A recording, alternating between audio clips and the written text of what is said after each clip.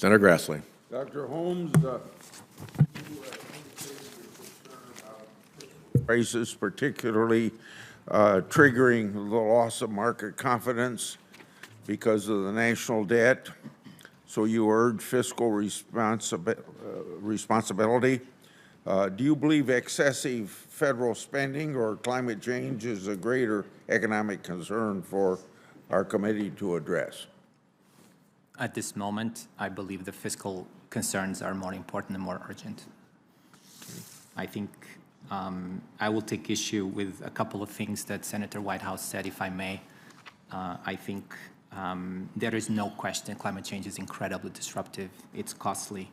There is a risk of impending disaster. I agree with that. But I think you can, if you believe that, I think you can be proud that you've taken plenty of action already to address it. I think the budget crisis is far more pressing, and I think you're greatly underestimating the damage that will do. And I think if that we have a budget crisis, you will not have the ability to address climate change, no matter how much you care about it. And I strongly believe that is the most pressing threat, existential threat to our economy. Also to you, Chairman Powell said this, quote, "It is well past time we all have an adult conversation about fiscal responsibility." What would that adult conversation entail, and when should we be having that? You should have it now.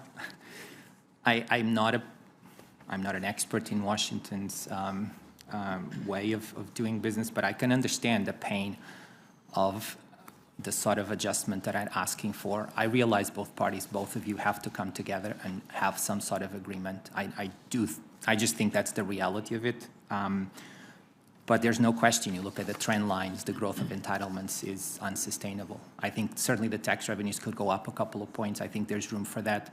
But you look at just the latest proposal of the president and our own simulations from the Wharton budget model, there's just not enough revenue there to address the fiscal crisis. There just isn't. Unless you're willing to consider across-the-board increases in taxes, and they're, by law, supposed to go up on December 31st, 2025 anyway, there just isn't enough revenue in the proposals to stop this. I think you need to deal with the entitlement issues. You need to think about it, and you need to come together, I would say, urge you to come together and find a solution that addresses this problem. You may not have 10 years. One of the lessons that we've had 2 warnings in the last 18 months, and one that I would point out to you is the UK experience in the fall of 2022. In the space of 5 days, one bad budget for a country that had a debt-to-GDP ratio below what it is now in the US, a country that had a lot of credibility, not the same as the US, experienced a change in interest rates of 4%, almost 5% in 5 days. That just happened overnight, essentially, 5 days. That was just a sudden loss of confidence in fiscal policy. That could happen next year. That could happen next year. If it does happen, you will not have the resources to do any of the things we're talking about here. You may not even have the resources to pursue IRA, which is going to cost us another $700 billion or so over the next 10 years. Mr. Walter, we've heard testimony from multiple witnesses through 15 hearings that we've had on this subject. Your testimony highlights the strength of the American outdoor recreation economy. What do you think is at the core of this testimony, and how does dark money compare between left-leaning causes and right-leaning? Well, the dark money numbers are very clear for the 2018 cycle, 2020 cycle, 22 cycle.